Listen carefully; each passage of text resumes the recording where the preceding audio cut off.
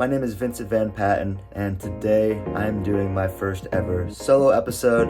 So unfortunately, you will not be hearing Gregory's sweet, luscious voice, but you got me. I'm going to keep it relatively short and sweet. Today, for my first solo episode, I'm going to talk about a topic that really relates to what I'm doing here in Japan, and that is just the beauty that exists on the other side of fear. And so this Saturday, well, basically here in Japan, I am here to teach English, and I've been here for 2 weeks so far, and these first 2 weeks have been pretty unbelievable. I've been training for this new job to teaching English, just been in training with a group from the United States and from Britain, and it's been a hell of a lot of fun, just becoming best friends and just getting, acclimated to this new life in Japan. It's been a wild ride, and this Saturday is our first day teaching, and I'm so excited and obviously extremely nervous as well. So I kind of want to talk about that today and just, the lessons that I've learned so far, kind of what our trainers have been telling us, just pretty much not to worry too much about it. And what I've been telling myself and what they've been telling us as well is just, what's the worst that can happen? Is the sky going to fall when we do inevitably make mistakes on our first day? Are we going to embarrass ourselves? Of course, we're going to feel embarrassed, and we want to do a good job because it means something to us.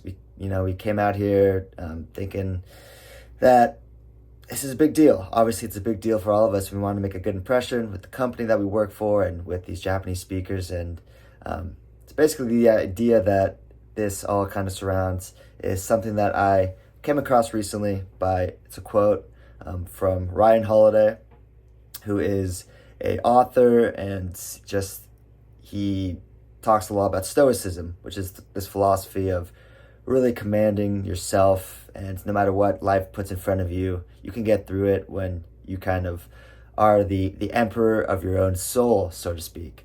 And so he talks about this topic that our lives are dyed by the color of our thoughts. And I think this is such a cool idea because no matter what happens, no matter what experience we go into, we can change that experience by the way that we think, and we can make a difficult situation much better just because we change our thoughts and we change the way we think about it. So he took that idea kind of from many different Stoics, but one of the main ones is Marcus Aurelius, who says, "Your mind will take the shape of what you frequently hold in thought, for the human spirit is colored by such impressions." So, the older we get, the more we feel like we should know what we're doing in life. And I just feel like this holds us back from being that fool, from putting us into situations where we're learning something brand new again. And those are the scariest things because we don't want to look like we don't know what we're doing. We think we should, have an idea of what we're doing at this point. And the older we get, the more experience we should have in life. But that's not necessarily the case. The fear of looking dumb, the fear of being the fool again or being at the bottom of the totem pole holds us back from living a life that is truly ours and is truly authentic and it's truly challenging each and every day, by going something and even just facing, facing our dreams, facing who we really are, because we're scared to look dumb, to try something new, to change careers even, just because we don't want to start at the bottom again. And for anything that happens in life, we have to ask ourselves, is the fear worth it? Is it worth, not doing the thing just because I'm afraid that I'm going to look dumb or because this might be scary? And that could, pertain to just talking to a stranger, to trying something new, to embarking on an adventure. There's so much unknown in life that, that of course we have to face if we want to expand and try something new. And just from my own experience in these 2 weeks of training, it's been intensive. The classes are going to be, there's like 9 different courses that I'm going to teach, spanning anywhere from little 18-month-old Japanese kids with their guardians there and teaching the guardians too, to businessmen who just want to sharpen up their tools before, going on a trip, or it could be really anybody. And there's been so much to learn in these past 2 weeks, and it really is overwhelming. But the thing I keep telling myself is, like, you will learn. You're going to learn a lot very quick, and you will get through it. And so something that, just a cool story that comes to mind when thinking about just facing fears and doing something new is Florence Nightingale, who is kind of the mother of modern medicine, pretty much. And she says, rather 10 times die in the surf, heralding the way to a new world, than stand idly on the shore. So in her case, she really did pave the way to a new world. The founder of modern nursing, she was born to an affluent British family in the 1800s. And the Victorian age at that time, women were not expected to really go outside of what they were supposed to do. They're supposed to marry someone affluent if they came from that sort of background. They were supposed to kind of stay in their lane and do what they were told. Yet from a young age, Florence Nightingale felt this call to nursing. She knew that was her dream, that's what she wanted to do, and that's what she was good at. Yet her parents forbade her to pursue nursing because it just wasn't what young women did at the time. They tried to set her up with a rich man, of course, and she just hated it. And, she kind of defied her parents and went off on her own path, little by little. She went to school for nursing and started rising in the ranks. And then in 1853, the Crimean War broke out. And this was her call. This was her time to make a name for herself and do what she was put on this earth to do. And she went to the Crimean War, and she really changed the face of modern nursing with her practices. She just, she just brought sanitation measures and just made it completely change the game. And more than that, she just comforted these soldiers that were dying. And she became known as the lady with the lamp and the angel of Crimea, because she just brought that comfort to these soldiers' lives. And she reduced the hospital's deaths by 2/3. And, we would have been, if she would have just stayed in her lane, would have done what she was told, would have succumbed to that fear, we would not have had Florence Nightingale, who changed the world. And, quite literally, she did pave the way to, a new world. But that new world exists within each of us. It's not so much that maybe we're not going to define nursing in our day and age, but we will define our own lives by the steps that we take, the fear that we face, and ultimately overcome by not being afraid to act a fool again. So I heard an interesting podcast recently. Actually, Greg sent it to me. Thank you, buddy. And it's called Do the Thing. And this episode is looking for love in all the wrong places.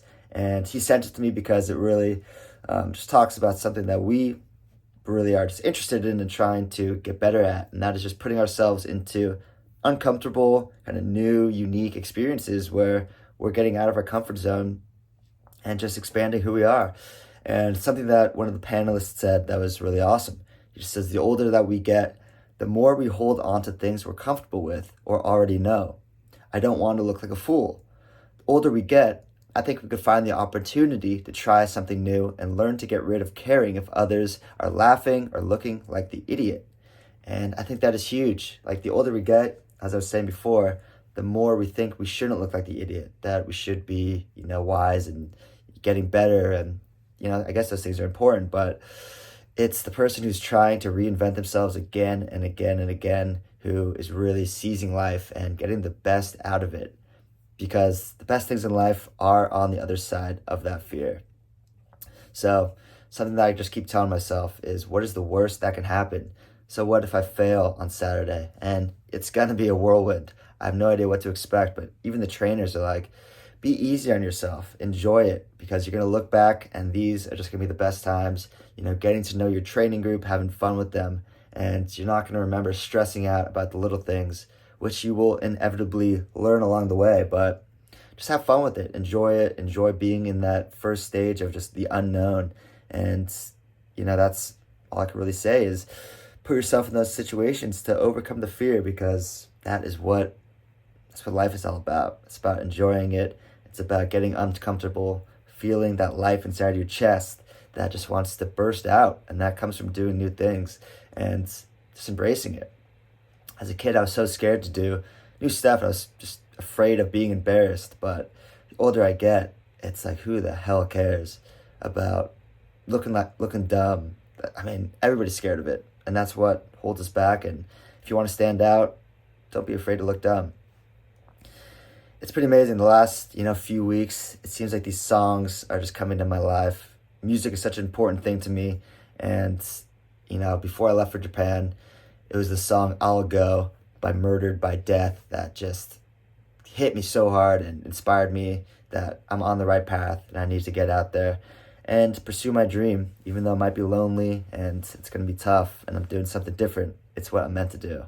And this past week, it was by one of my favorite modern artists, Ruby Waters, and her latest song is called Open Arms. I feel like a radio host right now, but latest song is called Open Arms, and it's so good. And the lyrics go, I'm in no way afraid of the trip I'm about to take. No, I welcome it with open arms, open arms. It's okay if today feels harder than yesterday. Just welcome it with open arms. And she said about the song, it's how I deal with shit, my outlets, and how to handle the ups and downs.